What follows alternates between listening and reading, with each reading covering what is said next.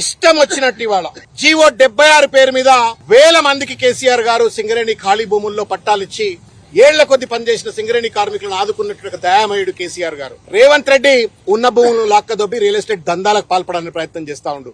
దీన్ని ప్రశ్నించొద్దా అని చెప్పని మేము అడుగుతా ఉన్నాం. ఇవాళ జైనూర్ సోలార్ ప్లాంట్ పేరు మీద, లేకపోతే కొత్త థర్మల్ ప్లాంట్ల పేరు మీద, తర్వాత ఓబీ వర్క్స్ అని చెప్పని ఓవర్ బర్డన్ ఎక్స్కవేషన్ కాంట్రాక్ట్స్ ఏమంటారు, వాటిలో కూడా విచ్చలవిడిగా అవినీతి.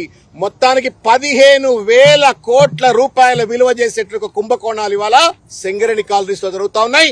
ఈ దోపిడి సొమ్మంతా ఇవాళ ముఖ్యమంత్రి గారి కనుసన్నల్లో వాళ్ళ బామ్మర్ది గారు నిర్వహిస్తున్నట్టుగా సమాచారం వస్తుంటే దానిపైన నా కేంద్రం మాట్లాడదు. 49% వాటా ఉన్న కేంద్రం మాట్లాడదు. 51% ఉన్నటువంటి ఒక తెలంగాణ ప్రభుత్వం ఒక దోపిడీదారుగా మారిపోయి విచ్చలవిడి దోపిడీకి పాల్పడుతూ ఇవాళ సింగరేణి కాలనీస్ ను ఒక మిల్చింగ్ కౌగా మార్చుకుని ఇవాళ అనుమల కుటుంబం బాగుపడేటువంటి పరిస్థితి కనబడ్డది. ఎవడబ్బా జాగిరి సింగరేణి కాలనీ, ప్రకృతి ఇచ్చిన వరం, దాన్ని రేవంత్ రెడ్డి వాళ్ళ సొమ్ము చేసుకుంటుంటే ఒక బాధ్యత కలిగిన ఒక జిల్లా అధ్యక్షుడిగా, మాజీ శాసనసభ్యుడిగా, పార్లమెంట్ సభ్యుడిగా, ఆ ప్రాంత బిడ్డగా ప్రశ్నిస్తే పరుషమైన పదం ఒకటి ఏదో దొర్లితే దాన్ని పట్టుకొచ్చి వాళ్ళ అతను అడ్డదిడ్డంగా జైల్లో పెట్టి ఇబ్బంది పెట్టేట్టుగా పరిస్థితి చేస్తా ఉన్నారు.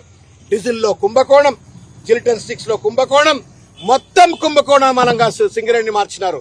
మేము ఒకటే అప్పీల్ చేస్తా ఉన్నాం తెలంగాణ సమాజానికి, సింగరేణి కాలనీస్ తెలంగాణ ప్రజల ఆస్తి, దాన్ని రేవంత్ రెడ్డి సొంత ఆస్తిగా మార్చుకోవడానికి ప్రయత్నం చేస్తా ఉన్నాడు. దాన్ని కాపాడుకునే బాధ్యత కేవలం సుమందో బీఆర్ఎస్ పార్టీతో కాదు, 4 కోట్ల మంది తెలంగాణ ప్రజలు సింగరేణి కాలనీస్ ను కాపాడుకోవాలా.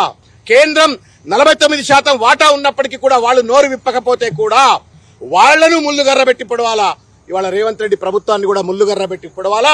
ఈ యొక్క ఉద్యమం, సింగరేణి కాలనీస్ ను కాపాడుకునేటువంటి ఒక ఉద్యమం సుమన్ను జైల్లో పెట్టి ఆగిపోయింది అనుకోవచ్చు. ఇది ఇప్పటికి ఆగదు. బీఆర్ఎస్ పార్టీ తప్పనిసరిగా ఇంకా బలమైనటువంటి రీతిలో సింగరేణి కాలనీస్ ను కాపాడుకుంటాం. సింగరేణి కాలనీస్ లో ప్రతి కార్మికుడికి న్యాయం జరిగేంత వరకు మా యొక్క ప్రజా పోరాటం ఇట్లనే కొనసాగుతుందని చెప్పని తెలియజేస్తాం.